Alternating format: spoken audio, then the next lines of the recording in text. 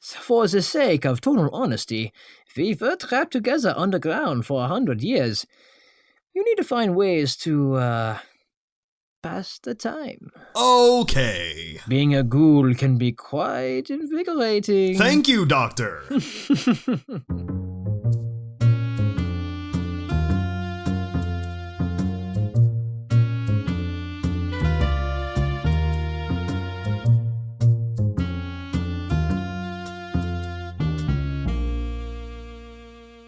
The Duchess is one of the most gifted designers of pre-war fashion and architecture that the Wasteland is blessed with. She is also much too beautiful to be limited to a medium like radio. Always the smooth talker. You already have me in your studio. Stop trying so hard. Sorry about that, folks. I think my heart just skipped a beat.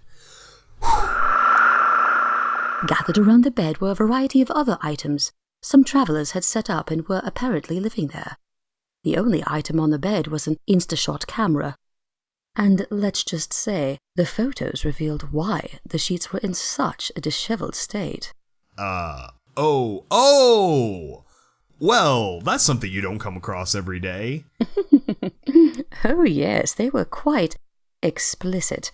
It seemed the settlers were a mare and stallion couple.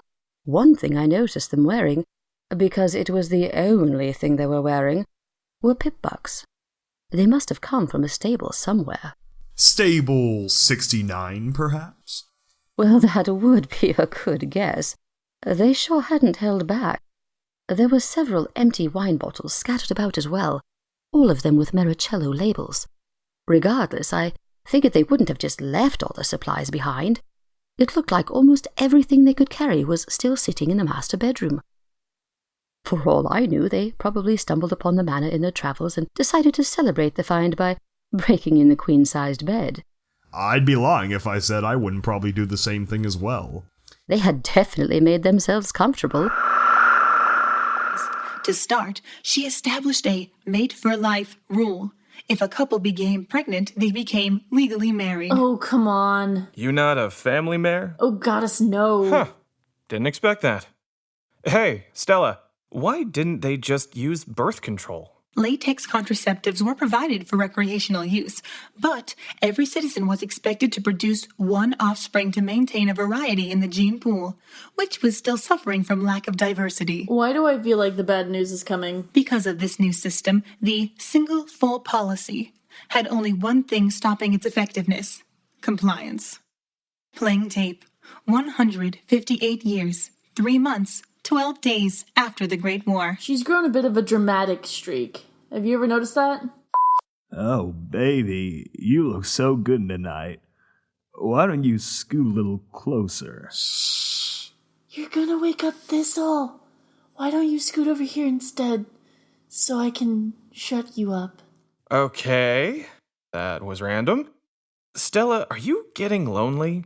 If you want some time with the coffee maker, we can leave. Please focus, analysts. This is where your task begins. Playing tape, 158 years, 3 months, 13 days after the Great War. Did you notice she paused? Yeah, I think she might have been considering it. Morning, honey. Good morning. So I had fun last night. You actually remember last night? What a shame. My hubby's such a lightweight. Not where it counts. Well... Hey. I'm gonna go take a shower. Maybe I'll join you. Alright, just get protection first. I know. Hey, honey, where'd you put them? I don't know. You're the one who had them. No, I didn't. Oh, shit. Oh, crap. Poor guy.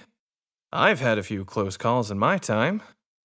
There was this one. With spare parts? How do you know? It's always spare parts in those stories. Next recording. All the ranger forces made our way down into the galley level to break open the food supplies, which included a nice stock of wines and liquors. Everyone was celebrating. They began both figuratively and literally imbibing in the sweet taste of victory. For Carmina and I, it felt like a terrible weight had been lifted off our shoulders. We were truly happy. truly fulfilled for the first time in our adult lives. It was the best day ever, which means we got a bit drunk ourselves. And as a result, got caught up in the celebration. Is it just me, or does that sound like a euphemism? Definitely a euphemism. But you wouldn't be mentioning it if it weren't relevant. So what happened? Well, we had left the main party going on in the mess hall and had only been gone for 10 minutes when Star Paladin Turquoise found us in a compromising situation. No, you don't mean... We were being intimate. You were caught with your pants down? Oh my. The stupid switching yard was supposed to be empty. Everyone gets away with it there. I'm almost positive that he was following us. And waited for just the right moment. Well, as you can imagine, we were both shocked and horrified. Carmina snapped her armor back together faster than I ever seen.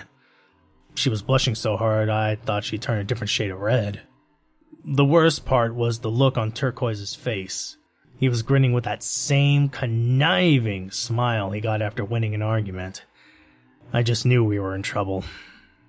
Once my armor was closed, we just stood there waiting for his judgment. He started with his usual sly tone. Knight Carmina, Knight Sandstone.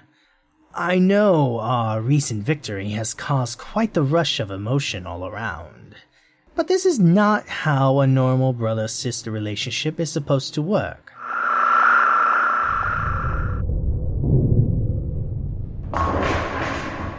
And that's what I call my spare parts. I'm gonna pretend you didn't say that. If you're gonna add making bad puns to your identity, then we can't be friends anymore. Oh, you're just jealous and I'm in the lead. Both. What? All implies greater than 2. We're both jealous that you're in the lead. So, you admit to being jealous? That's what I heard. No, that's not what I... Oh, too late. No take backs. You're acting like a child. I can act however I want. I'm a wedding. I need a drink. It's not an excuse when you look that damn fine. I'm not gonna have sex with a random pony just for the sake of having sex. Oh, it's less for the sake of having sex and more for the sake of health. It's very healthy to have regular intercourse. For the last time, Spare, Dr. Volstagg told you that just to get under your tail. Hey, I need a hook with these drinks. I'll be there in a sec. Shag him. You shag him. Okay. No, not okay. That's not okay. Oh, is that the DJ? Go away. Morning, stable control. Normally DJ does this, but she can't talk. Her throat's a bit too sore. Oh, shut up. I'm definitely calling in sick today. Oh shit, the mic's still on. That's all right. You can have the day off. Oh shit, it's my boss. Awesome. Bed, you're so warm. You're the only one that understands me. Why are you talking to your bed? What the shit? Blue Ball, what are you doing in my... Oh no. Oh goddess. Oh come on! If you ever loved me, Bed, please kill me. End it all now. I'm more than a little offended by that. I brought you coffee. Put it on the counter and go away. We're gonna be late for work. Stella's gonna laugh at me. Why would Stella even know? She always knows. You're being ridiculous now. Fine. You go on ahead. I need to shower. I must cleanse. You're a very mean lady. Blue Ball, good morning. Where is Miss Stitch? Still waking up, but that was about 3 minutes ago, so maybe she's hauled herself out of bed by now. Shall we wait for her to arrive? Yeah, sure. I can tell you about last night. Oh, I'm never leaving my room again, or drinking, or speaking to Blue Ball, or... I can't wait for today to be over already. I wonder if the Crusader will even notice if I'm not there. Morning. Good morning, Butterfly. You're not exactly on time. Was that an attempt at being passive-aggressive? You're gaining feelings. Here we go again. As I'm gaining feelings, so do you gain confidence. Well, okay, I'm gaining feelings, but you'll get there. Ooh, insulting my ability to do a job that I hate.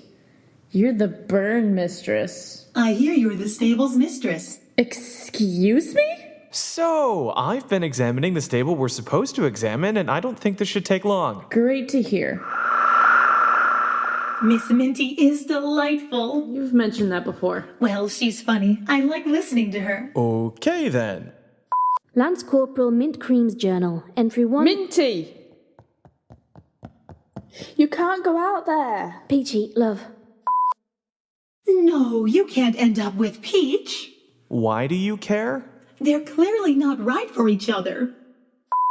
Some pony has to. I can't make tech or software tap dance to my will, but I can do this. I don't want you to go. Hey now, chin up, love. I know what I'm doing. Besides, what could possibly be out there that this beauty wouldn't protect me from? Yeah, I guess. Darn straight. Now, help me get this rifle battle saddle on. This armor's great protection, but it's not exactly flexible. Oh no, they could not have been stupid enough to give you a rifle. Your aim sucks. Here. Actually, they gave us combat shotguns. Even I can't screw up with a buckshot. Oh, look at you, grown up and thinking things through. All right, maggots, time to move out! Nut Brownie's leading the team? Yeah, please pity me while I'm gone. Oh, is that what I meant to do? I was planning of having all the affairs. Mean? I love you. Damn straight you do. Anyway, eventually we got back to the stable. The sergeant's being debriefed now. Hello there, hero. What you doing? Other than disobeying doctor's orders. Oh, hi, Peach. I'll turn in just a minute. I just wanted to update my journal first. I want to properly thank you for those peaches. Right. Where was I? Oh, yes. My mission was a failure, but the new ally and wagon of supplies made up for it, at least in the short term. The other scouts... Peach, please. The other scouts came back reporting much the same. All had fresh supplies, but none of the locations were viable. The only one of us who didn't make it back was Drill Sergeant Nut Brownie. Sergeant Hooves tells us the area of Trottingham he was sent to recon was swarming with hundreds of ferals. He is presumed KIA. He was a brave stallion. We were assigned our sights at random. It could have been any of us. That's right, it could have. You all knew and accepted the risks when you went out there. And this won't be the last time some pony goes out and doesn't come back. We can't change the past, love. We can only learn from it. And speaking of present... Peach? What do you... Oh! This is Mint. Ooh, sweet Celestia cream. Signing. Ooh.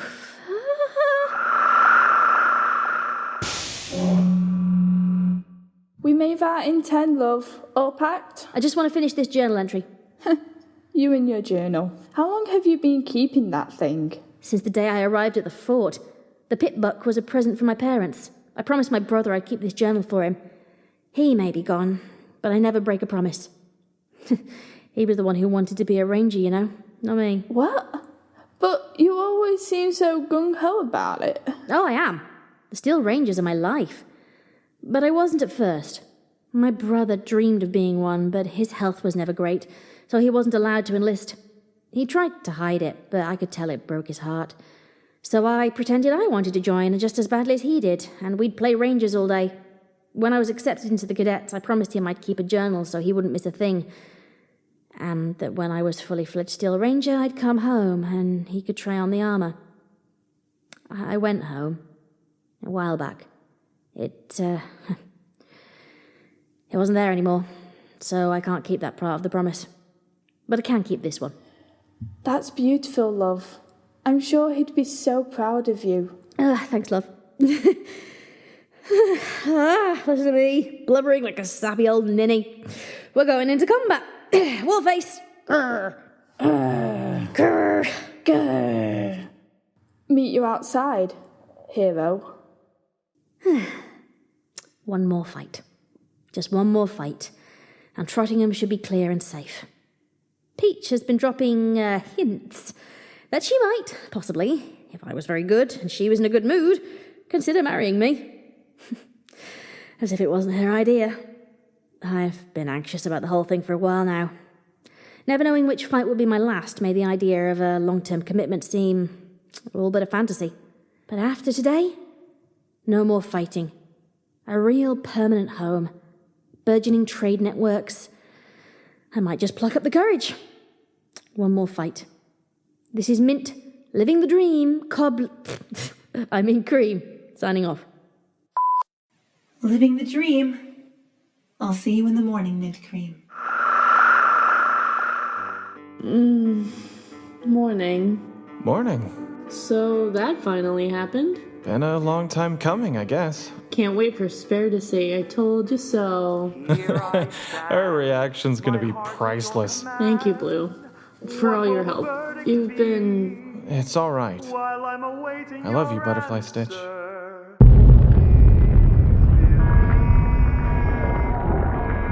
What the fuck? Alert! Explosion in engine room 4. Alert! Explosion in engine room 4. Good evening, Wastelanders! Who are you talking to? Pretty much the whole Wasteland is in one of our 2 studios. This is DJ Pony with his enthusiastic assistant, Homage, who is definitely no longer scared of the microphone. If you didn't want me to have a microphone, you wouldn't have left this one at my station. That microphone's been there for decades. Well, then I might as well keep it company. What happened to the reserved young girl that showed up on my doorstep? I don't know how she was replaced by this audacious mayor. Then maybe you should try looking in a mirror. She takes on more of your personality every day. Those of you out there familiar with the program might recognize the voice of Duchess Rose Petal. As she continues her quest to beautify Ten Pony Tower, she has taken it upon herself to decorate the recording space we've set up.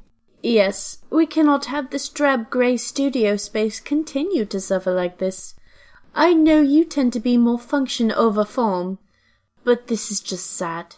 I'm not going to argue. You pick out any colors you want, and I'll be happy with them. Yes, you will.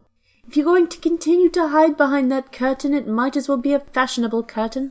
Anyway, citizens of Post-Apocalyptia, while she continues on with her work, we'll be continuing on with ours, because after another long month of songs and news stories, it's time to sit down for another tale about life after Doomsday. Another episode of Confessions of a Wasteland Pony.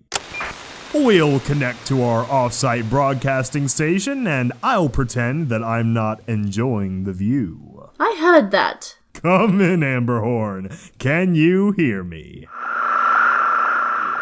But I did just get back from quite an interesting trip. It's only been a few months. How many adventures can you have? Ugh, entirely too much for these old bones.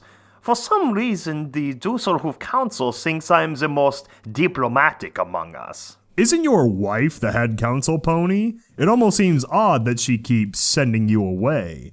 Is your home life okay? No, things are fine with us.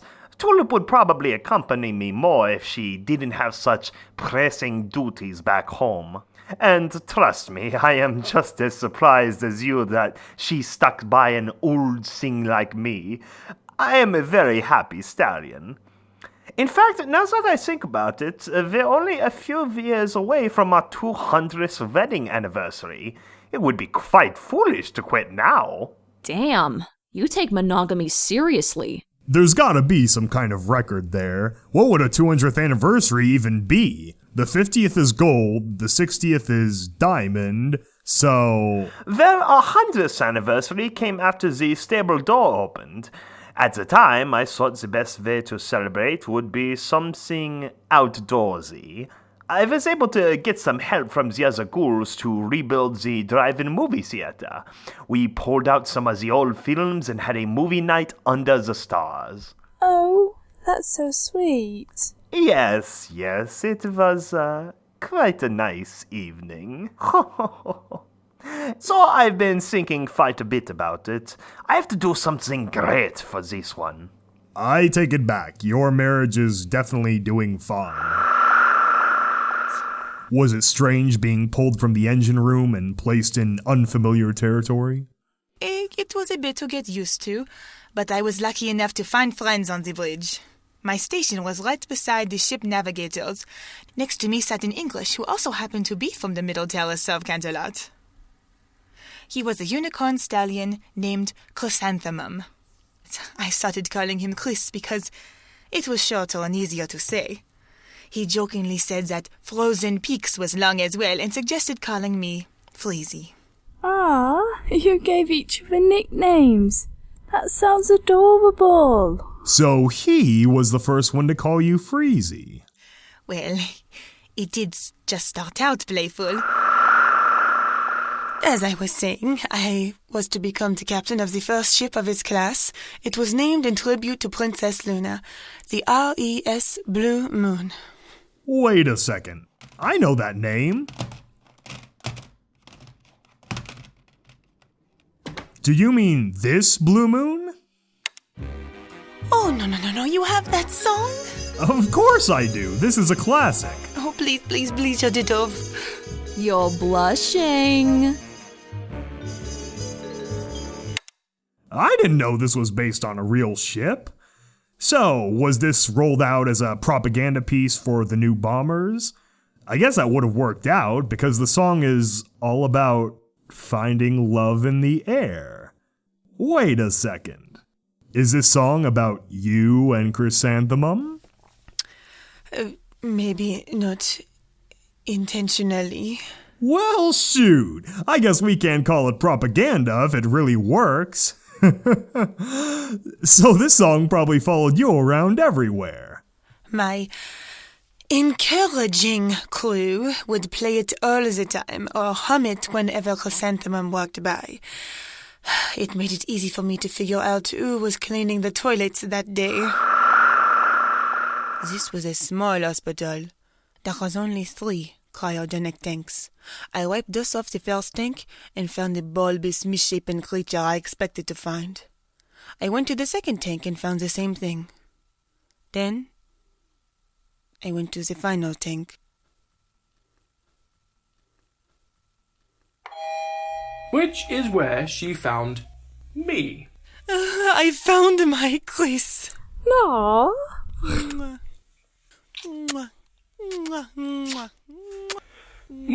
Freezy,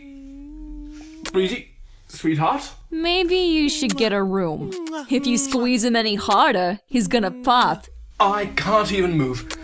Freezy, while most of our listeners can only hear, you do have a small captive audience in the studio with you. No, my eyes are covered. Tulip, my eyes are covered. Oh, right then. Are you okay to continue? Oh, I am sorry. Reliving everything got me a bit flustered. You're not the only one.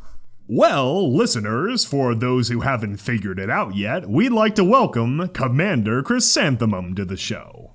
Thank you, DJ Pony. It is an honor being here. I think it's easy to say that you're quite the lucky stallion. Freezy went through almost everything to save you. It must be humbling hearing her tell her story on national radio. Humbling isn't quite the word. Do you know what I'm going to have to do to even be with her now? Probably not as much. She looks like she's enjoying it as much as you are. Yes, well, I'm just glad this is radio and not television.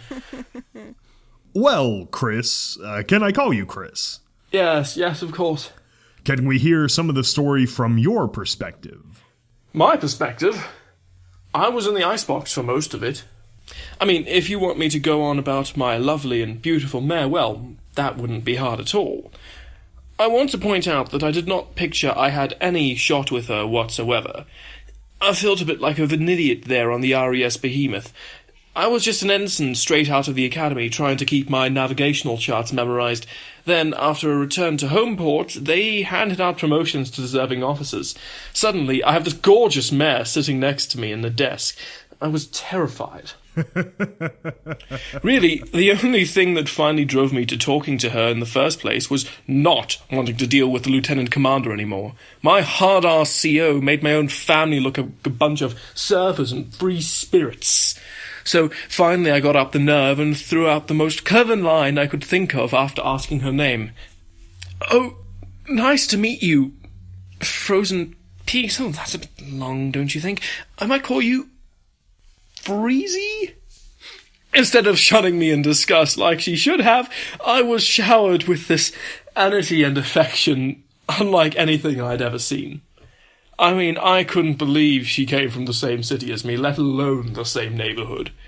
She was the exact opposite of anyone in my family, and suddenly I really loved the military. So after that point, things went well. Oh, I couldn't keep her away from me, which was perfect, because I never wanted to be away from her ever again. If you ask me, that's how she survived the accelerant.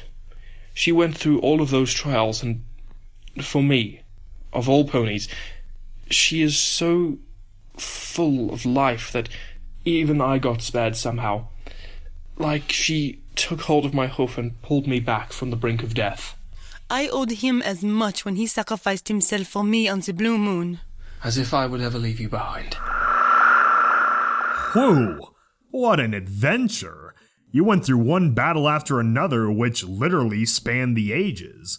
But then, to finally put it all to rest, to have Chrysanthemum in your grasp and be able to put the wars behind you, that must have felt good. It was definitely better than what happened to the Blue Moon. I was actually able to protect my crew this time. Nonsense. It's utter nonsense. Freezy earned her title as captain, in every respect. She led us through over a dozen battles for more than 6 months. Nothing about what happened was her fault. None of us knew the Zebras had developed a guided tow missile. She reacted quickly when we saw the New Horizons wreckage, and when she activated the emergency thrusters, raised our altitude, that's what saved all those other lives, including mine. If she hadn't held fast to the wheel, if she didn't have such intimate knowledge of the ship to feel its every gear and piston, we all would have perished. She kept that last rudder in place, sacrificing herself so that more of the lifeboats could parachute to safety. He's right, you know. I know he is, but I still have a hard time believing it. Which is why I will be here to the end of time to remind you.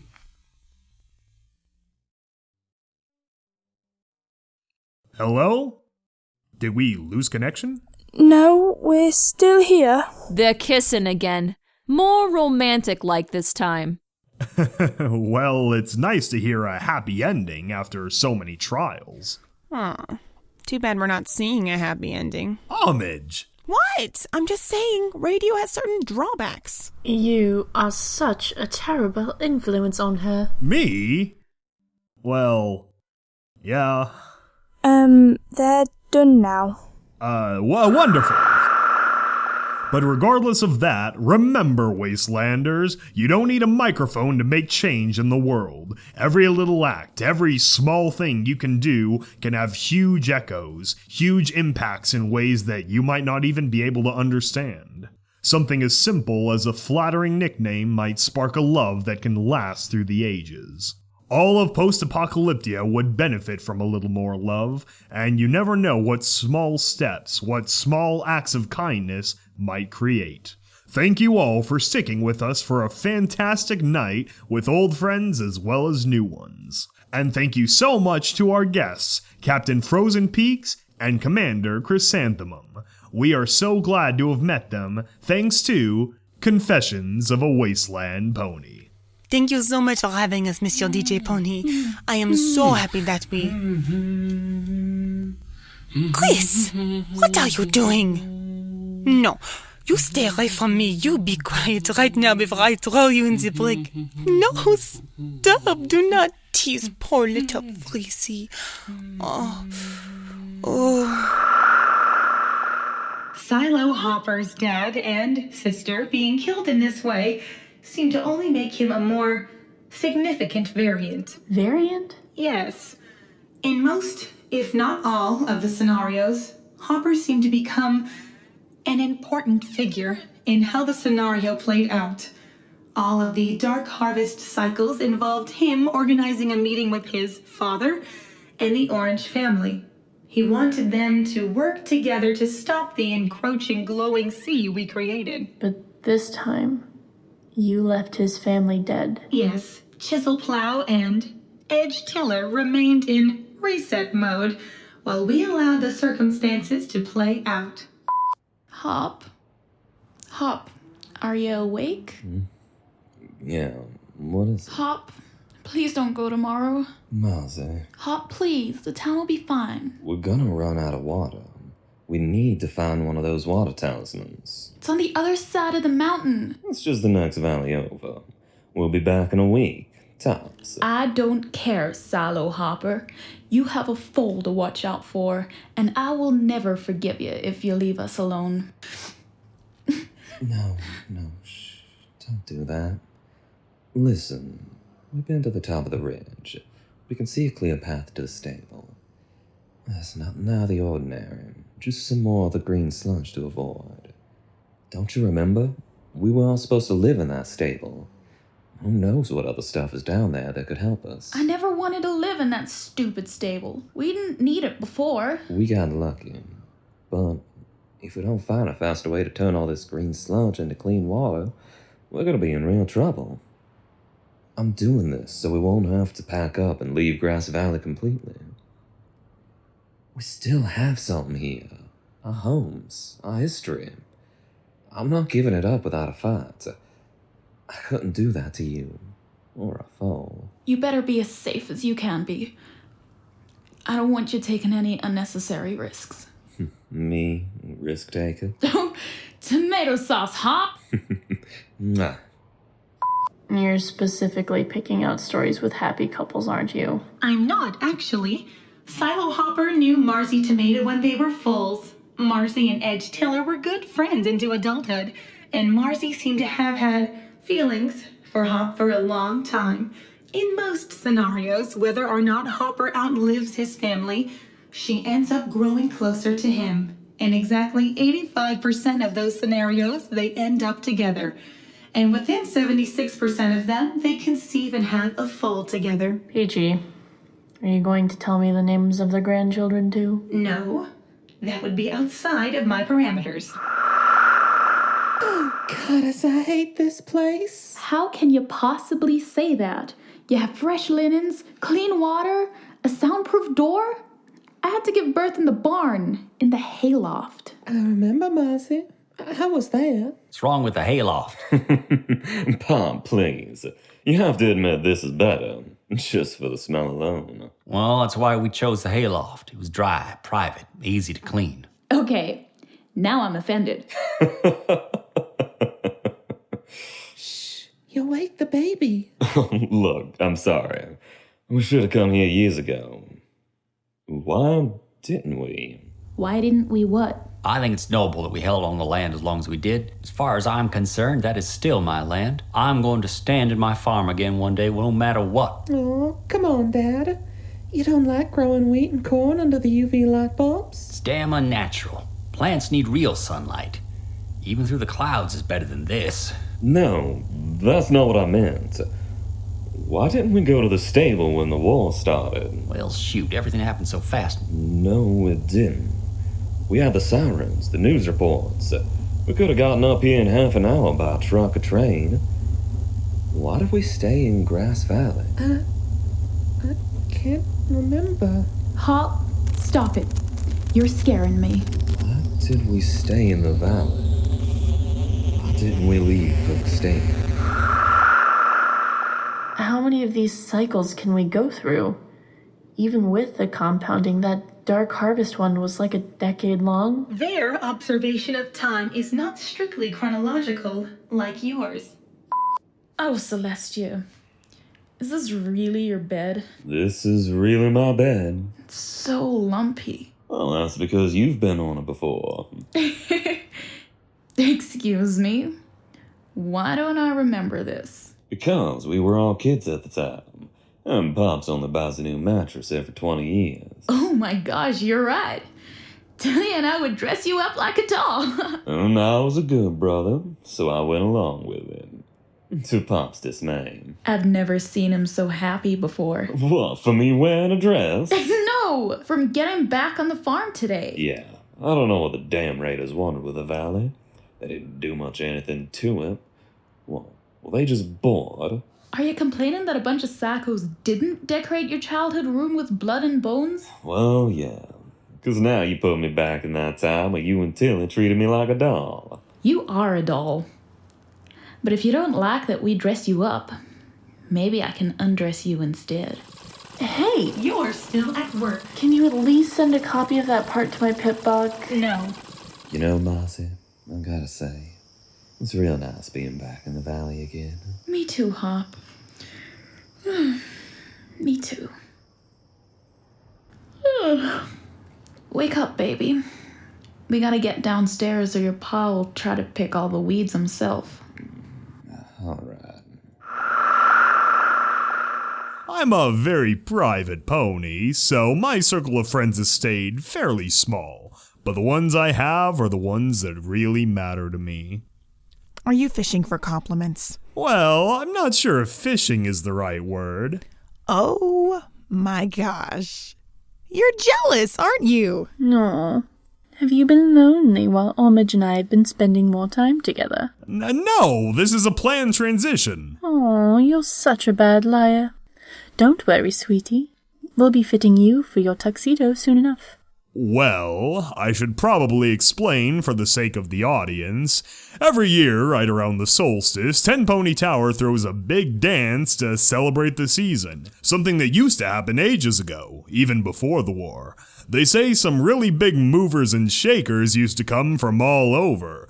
Things got much less ornate in the years to follow, but that's all about to change. This year's Winter Ball is being taken to the next level by our design wizard from the Foggy Isles, Duchess Rosepetal. With all the wonderful work she's been putting into the decorations, I think it's gonna be the best one in decades. Yeah, she's even been doing your job for you. Yes, Rosepetal has been so wonderful in bringing me some music that I have scoured the wasteland for in recent years. Her family keeps meticulously detailed libraries of pre-war stuff in Stable 79. And luckily, those libraries are especially detailed for family connections. I've been absolutely loving the Amoria music you've brought me, and hopefully all of you have as well. But for this season, we'll have an especially wonderful treat for all of you. Some music that will really deck the halls for all of us. In a collection of pre-war hits called The Gilded Age. And once again, I owe its rediscovery to Rosepetal. What would you do without me? Probably skip the ball again, to be honest. I can still DJ from right here in the studio. No, don't you even start that again. You're coming down with us and that's final. It'll be good for you to get out for a bit. Yes, I know. Plus, I wouldn't want to miss seeing Homage as the master of ceremonies. You're damn right. Now, can I get back to my transition? Of course. While I have a small circle of friends whom I treasure and who enjoy teasing me on the air, you were asking for it. I have met some wonderful new friends thanks to Confessions of a Wasteland Pony. Come in, Amberhorn, do you? Come on. You haven't lived until you've tried my Mountain Fire vodka. For the last time, I don't want to try whatever screwy recipe you've concocted. Well, then what are we gonna drink? I'm not going out for drinks with you. Hello? Am I interrupting? Oh, fuck! Go back to your own microphone. Why? I like it over here. Ow, fine. Did we miss something? Yeah, but it's kept me entertained for the last hour. Ha ha. Very funny. Come on, BB. I've got this great pad outside of town that... Don't call me BB. You do not know me well enough. I know you a bit. Don't you remember that? Shut up! We're on the air. I see what you mean by entertaining. For the last hour. Only because I didn't want to shoot his ass until I had an audience. Whoa, hold on there, Battered. Don't kill him until after he tells us his story. Kill me? Pfft, no, she's talking about foreplay. Wanna know where I'm ticklish? Oh, you son of a... Battered, don't you have a follow-up story to tell? What? Yeah, you said you had some news about one of the Wastelanders you were investigating. Don't look at me. I won't interrupt you. I love hearing you talk. You picked him just to torture me, didn't you? I picked him for a lot of reasons, but he'll go on about that later. Which is how she found her way into a small interview segment. How long ago was that now? About 4 months ago. Well, to me it feels like 4 years. I don't know where the time flies. Hopefully we'll have a few years to come, too, because the beautiful thing about friends is that with each new friend, you have the chance to make many others. Without Ditzy Doo, we might not have met Dr. Greenshift. Without Amberhorn, we might not have met Homage. And without Duchess Rosepetal, I might not have met a beautiful, untapped music library. Untapped? And without Battered Blade, we wouldn't have met Paladin Sandstone, whom she bumped into at a trading post, or our incredible guest of the evening, the half-pony, half-dragon, Diamondback. Do you want to tell them? Or should I? Oh, stop it. Well, I mentioned before, with that Daisy chick, that sometimes slavers try to trick us into moving slaves around for them. They threaten the ponies to stay quiet, but we're usually able to get the truth out of them. When we were able to help some pony, we will smuggle them out of the city through a network called the Airlift, started by a Pegasus buck named Rainstorm, who is a much better pony than me or Diamond. But his reputation precedes him in courier and mercenary circles. So we both were able to make contact with him after our respective redemptions. Once BB saves some poor mare, Rainstorm can smuggle her to any number of locations where she can live out a new and happy life. The little settlement outside my volcano is now open to those who need help. Suches is a great doctor for the town to have. He was able to fix Ridge back up with a prosthetic leg, and she's taken up a new life as a living stick of dynamite. She can blast holes in the rocks or mountainside better than any of us, probably even me. So she makes it much easier to terraform land, or mine for minerals and gems. It's very charitable of you to open up your land to settlers again, after what happened to your parents. Well, as much as it still hurts to remember my dad, or my mom, I had to think back on what they'd done when it really mattered.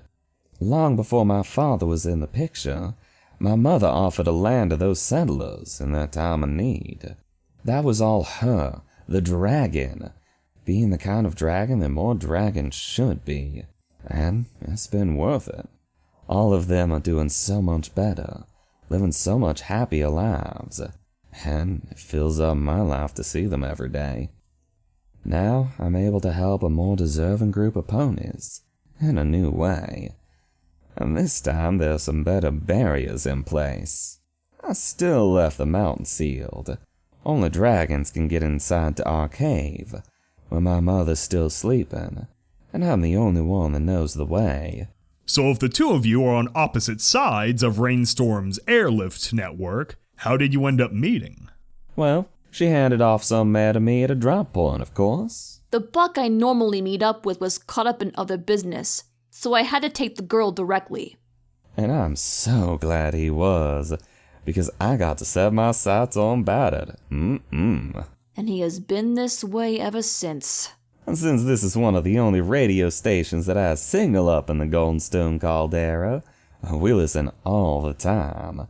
So when I heard the angelic voice of this little saber horse on the airwaves, I had to make contact to tell my own story, especially if it got me over here for drinks.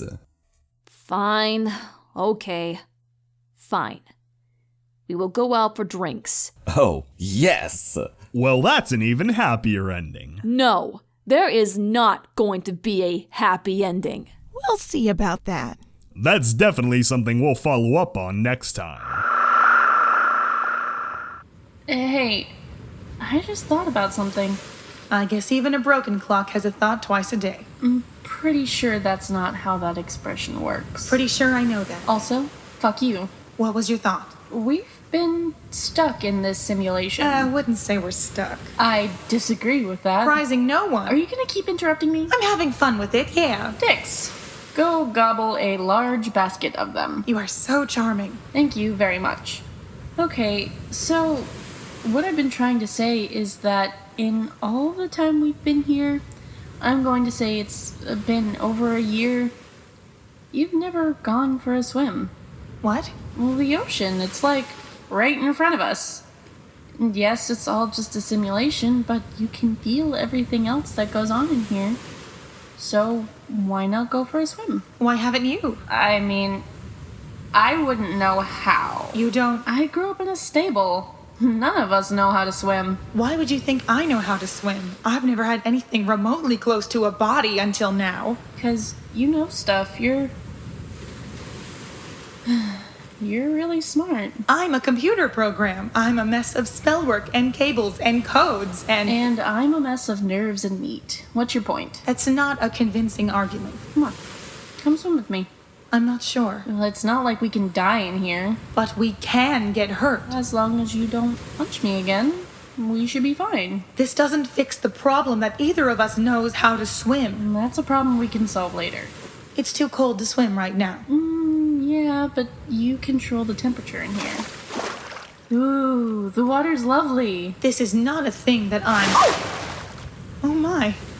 Is that what water feels like? Yes, now get in here. Seriously, it's awesome. Morning, butterfly. Hi. Do you want to go swim? I'm not in the mood for swimming. Okay. Are you okay? I'm not really in the mood for socializing. I don't understand. Of course you don't. Pardon? It's just a pony thing. You wouldn't understand. I've spent years analyzing pony behavior. But you're not actually one of us. You're not even close. That was uncalled for. Was it? Are we suddenly friends now, Stella? It's Rose. Please. Actually, it's Crusader Mainframe. And did you think we were just going to be friends after everything you've done? After everything I have done? If you had a problem with me this whole time, why didn't you say anything? Well, contrary to popular belief, I don't like to just wallow in all the shit that makes me miserable. I thought, hey, I'll just stick it out for a while and maybe we'll get rescued. But that's not happening. You want to know what's different today? Today's the day I realize that no one is coming for us. I am stuck in this simulation with you for the rest of the time, and I can't bring myself to forget everything that we've done for that long. Maybe you should face everything you've done then. I've tried! Holy fuck, I've tried! But that doesn't ever go away. Of course it doesn't go away. Forgiving yourself isn't about making the pain go away. It's learning to live with the pain. It's making sure that you never make the same mistake again. That pain doesn't go away. Your mistakes don't go away. That's the one world you don't ever get to kill. I don't understand what that means. Because you're not paying attention. You never pay attention. Why are you still here? I already told you I don't want to talk to you today. I don't exist on your whims, Butterfly. I'm not here for you to decide when I can and can't talk to my friend. Friend? When were we ever friends? For the last few years in this fucking dream? Or was every moment of it a lie? I need some time alone. Please? Talk to you tomorrow? Yeah, I guess. Come on, just a little further. We're in a computer simulation, and somehow I've still been rendered completely out of shape. You could stand to exercise more. In fact, you could stand to stand more. Stable analysis was a job I took specifically because it involved sitting down for most of the day. Is that really the reason you took the job? Nope. Honestly, it was the only course I didn't flunk when I was younger. How is that even possible? It's the toughest exam the stable has. Dude, I have no idea. I did not study for a single test or paper or assignment when I was a kid. I goofed off from beginning to end or ditched class with spare parts or tried to find my actual special talent. What is your special talent, by the way? Your cutie mark is that Stable Tech logo, but I've never had any idea what it was supposed to mean. I don't really talk about my cutie mark that often, or like at all. You can always talk about it with me. Probably. You're still a long way to go before we're done for the day. That's not going to cheer me up. Hiking is exhausting. I know, but think about what the view will be. Come on, we'll have climbed higher than we have ever before. I want to see just how much of a world I've created in my head. What's all this based on anyway? What do you mean? Well, you've never been outside, and I'm assuming Dr. Asshole built you inside of a lab, so where are you getting all the information to render all of this?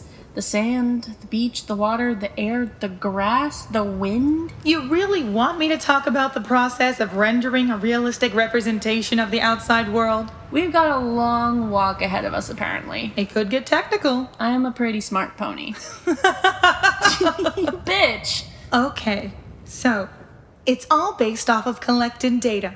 Information pulled from images taken of the surface before the bombs fell helped me figure out how the general appearance was going to come across. And then I used a collection of sound files from stable dweller logs and from the networks I'd been connected to from before the war to build the sounds of the world. What about the way everything feels? That was far more difficult. I had to pull every mention of the outside world from the stable logs and go through them all to find examples of ponies talking about how things in the outside world felt. Their experience talking about touching grass or swimming in the ocean, the feels of beach sand or the wind in their manes. There are tons of these from the first 3 years of every stable experiment, where the inhabitants all had memories of their pre-balefire world and would talk about it, reminding themselves and each other of what they'd lost. I also went through every recorded log from every stable to find references to general day-to-day feelings that ponies had in their bodies, like temperature or pain or pleasure. In doing so, I was able to construct the most realistic bodies I possibly could for us to inhabit. Well, for me to inhabit. I didn't expect you. How long did it take you to do all of this? Oh, a few seconds. I didn't have much more time than that because my primary focus was erecting a barrier to prevent Fractal's influence. Not that that was too effective. He can still talk to me sometimes, but at least he can't work any mischief. Hold up. This all took you a few seconds? You used all of that data to build a paradise in just a few seconds? Yes. Why? I'm starting to see Dr. Fractal's point a little. Meaning? Well, he wants you to become the perfect being, right? A fully self-aware AI with the information of thousands of lives lived. What you could do with all that information, with your processing power and total understanding of ponies? Fractal's not kidding. You'd be perfect. I would. So why have you been fighting with him all this time? What's the meaning of your cutie mark? Right. Personal reasons and personal stories. But I thought we were friends, Rose. Oh, are we? I wasn't aware we signed a friendship agreement. That's not a thing. I should know. I read the friendship book. The friendship what? Well, I don't remember the title of the damn thing. I just used to call it the friendship book. It was some autobiography I found in the stable library when I was a filly. It was all about how you could be a good pony and be nice to everyone else, share, and don't judge a book by its cover, and all the things you'd expect a small kid to learn. I kinda liked it. I mean, I really loved it. I used to book it out of the library all the time when I was growing up. Then when I got older, I started to feel like I couldn't book it out anymore. I started to feel the librarian's eyes on me, and it felt like everyone there was looking at me weird. I don't know if that's actually what happened, but that's just how it made me feel. I felt like that more and more as I grew up. No one ever told me they felt the same way. But this book, well, one day I felt I couldn't keep booking it out from the library anymore. I was too old and big, and ponies in the stable already didn't like me. So I just stopped taking out the book and never went back for it. And now I don't even remember the name. It's just the friendship book. Would you like to sign a friendship contract? Okay, I'm never telling you a story again. No, I'm serious. Let's get a pen and paper and sign it up. You're the worst. Butterfly Stitch has feelings, every pony. This coming from Miss 100% in love with mint cream over here. I have no idea what you're talking about. Don't think I never noticed how the body you made for yourself in this simulation is identical to mint cream. I think the morning air's starting to get to you, Miss Stitch. Oh, it's Miss Stitch now. Whatever happened to the friendship contract? Oh, friendship went right out the window. We're back to being mortal enemies. So, about your colossal crush on mint cream. La la la, can't hear you. Oh, don't get me wrong. If she was a dude, I'd 100% see the appeal. Oh, really? I always had the impression you swung both ways. No, you just had the impression that I was a whore. I'm not sure what do you mean. Oh, please. You made a ton of jokes about it over the last few years. Like the time when you suggested that Stable 69 might be more my style, or countless other times. Well, how was I supposed to know that you weren't? You spy on ponies for a career. Guilty as charged. Okay, fine. It was just fun being mean to you. But can you blame me? How are we friends? We're stuck in a computer simulation together with no one else. Oh, right. The horrifying reality of our existence. Thanks for bringing that up. Sorry. It's fine. How far are we from the top of this mountain? Do you want to take a break? You can go ahead without me. I'll just rest here and catch up. No, I'll stay here and... Sometimes staying isn't the noble thing you think it is. What do you mean? Just... It's... Shit. I've never tried to explain this before. Sometimes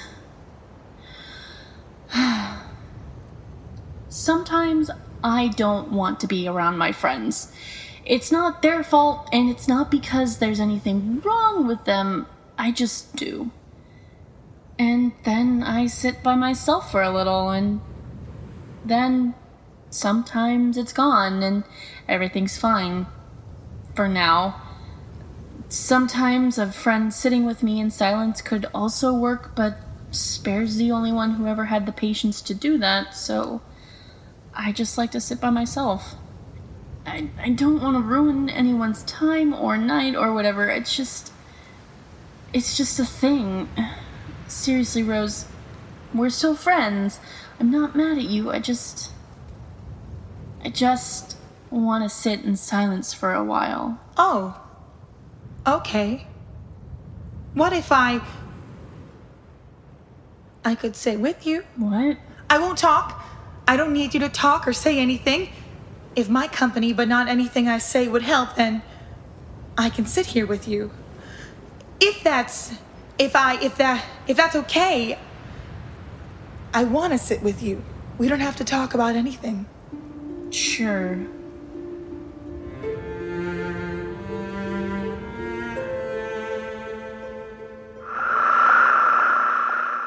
If I remember right, it was a week before the summer solstice that we aired Battard's episode. And then we had to sneak her out the maintenance stairwell. Yes, that is true. While fully reformed in my estimation, 10 Pony Tower never used to let her through the gates if she escorted some pony here. Which of course just made me want to do this even more. When I first mentioned the idea to Homage about an interview series, she was encouraging while still a little bit hesitant about how that would play out. I was only hesitant because that meant we'd had to clear out the interrogation room, which was our giant walk-in closet full of junk, and all that junk had to go somewhere else. Oh, it only took a few weeks. We had to knock down a wall to make space. Well, yeah, that is true. One of the many misgivings 10 Pony Tower management had about the project. I think it worked out splendidly. Of course you do. You turned it into a tea room. It's not like you don't have your own suite just down the hall. Oh, hush. With all the time I spent here, you're lucky I didn't take the whole mezzanine. Plus, the tea room looks awesome. It's even more awesome when it's filled with the aroma of coffee instead of tea. Yes, instead of drinking tea like Homage and I, you just had to have a cappuccino machine instead. And I very much appreciate it. You're welcome. And even as a tea room, it still works as a fully functioning recording studio. Perhaps we can even start recording some new music for everyone to enjoy. I know there are some talented artists out there in the Wasteland just waiting to get their own voices out there. Ugh, do I have to dig out that horrible one-way glass again? It's filthy and cracked on the sides. Well, we'll tackle that when it happens. That sounds like a yes. Can't have Mr. Dark and Mysterious breaking character now. No, we can't. But, despite all the chores you've drummed up for us, at least something good came out of this. You got Homage to open up a bit. I'm open. You were open to a few words here and there, up until recently. It took a few episodes, but Amberhorn was finally the one to break through to her. Stop! I'm talking now, aren't I? Plus, I had to. That was hard for Amber to do. She doesn't like how much you're replaying it. Well, that's something she'll have to get over. The story has got to get back to Mare Island eventually. Confessions alone has brought so many interesting Wastelanders to my door that I just know we can get her back in contact with her Aunt Abalone. Somehow.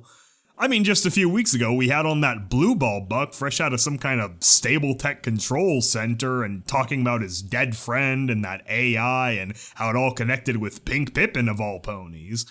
I firmly believe in the power of radio to bring creatures together.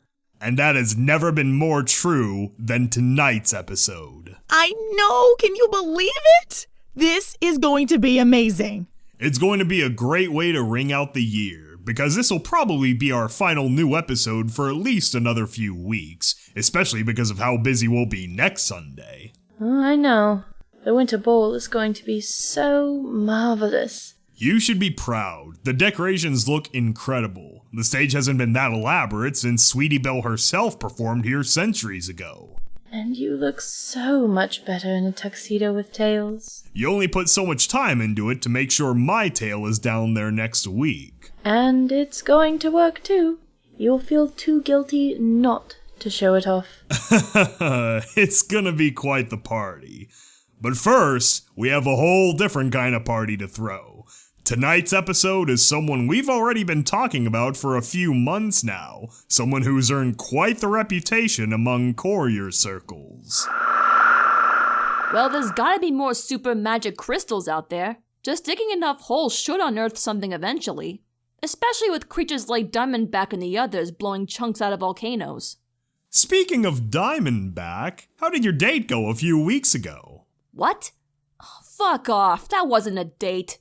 I think he just ran out of ponies willing to try his screwy alcohol concoctions. What kind of concoctions? Well, no menthols or anything for me. It was a blend of rose whiskey, Griffin Country vodka, and a shot of straight Everfree. Ugh, that sounds disgusting. I don't know. It was okay. Needed something fruity though. Maybe a lime. So it really was just drinks? Must have been over a month's worth of drink, considering I just saw him the other day while walking back to 10 Pony Tower. What am I, his mother? I don't keep track of his schedule. No, but Emerald does. 2 nights a week, after dark. Since when are you talking to Emerald? If I may cut in, She clearly fucked the dragon, so can I continue the story now? I did not! Yes, I think we have our answer. I gave every one of you a chance. I held my own for decades against entire carnivores of great arrows by myself. And I'm not even by myself anymore. What is it? He's here. Fucking finally. Who's there? What is this? Carmina? White coat? Stop this! How could you? How could you? How could you? I don't have any pictures. You don't have any idea what he looked like.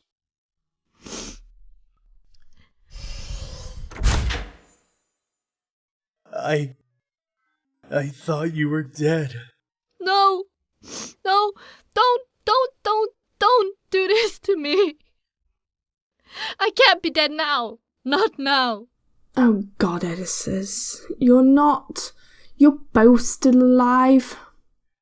You're as beautiful as ever. Sandstone?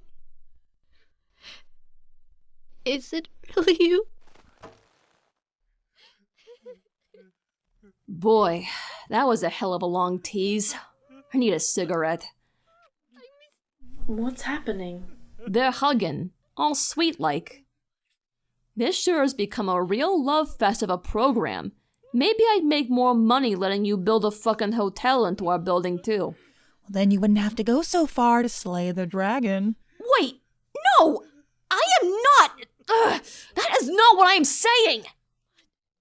Carmina? Sandstone? Are you doing all right? Thank you. Thank you so much. Thank you for this. How did you do this? How did you find him?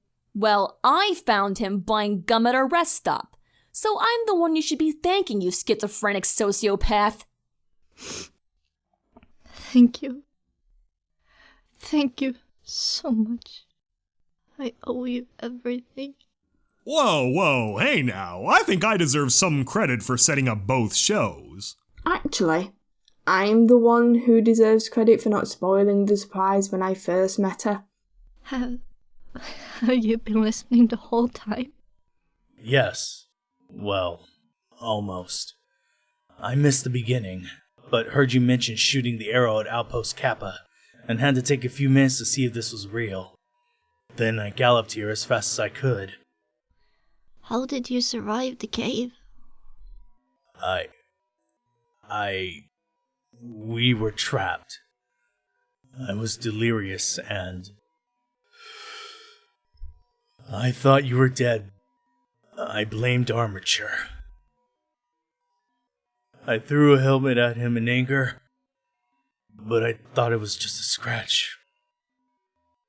I talked to him for weeks, until an earthquake created an opening. That's when I realized that he was dead. I'd imagined his voice. Only a few weeks, huh? I didn't mean to kill him. I just threw the helmet and... Stop. I know you would never hurt it on purpose. I can't even describe what this feels like. I've spent all these years killing arrows everywhere I could. I'm a bit jealous that you got to Fuel Rod first. Where did you go? Where have you been hiding all this time? Outpost Sigma. It's not far from here. I've mostly stayed around here on the coast because there's more than enough to deal with in this area alone. This changes everything. I'm never leaving your side again. Are you kidding me? I'm welding our armor together. Well, that'll save some time. Woo! That was a long time coming, but boy was it worth the wait. Hopefully most of you listeners have been with us from the beginning, because I've been excited for this ever since Amber told me the news. She does deserve so much credit for angling Carmina into the studio.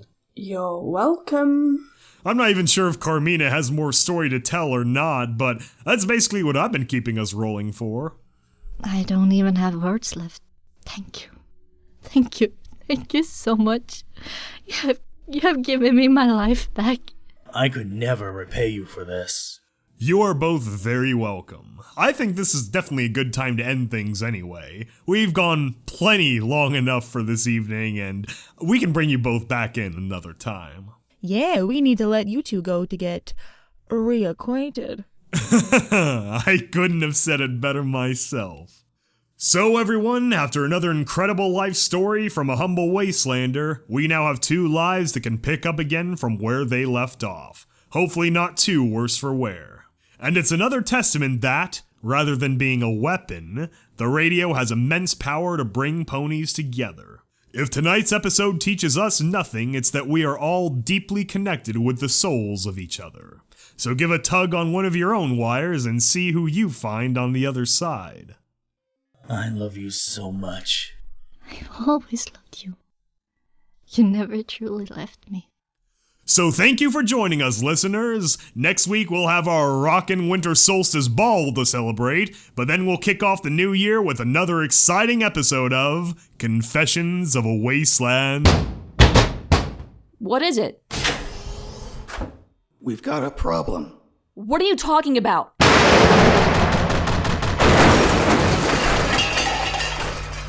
What was that? Bar those doors! Battered! What's going on? Amber, what's happening? I don't know. We need to go now. Stay close to me.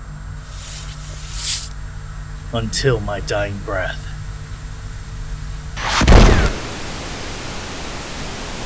Battered! Amber! Somebody say something! Say something! No! No, no, no, no, no, no, no,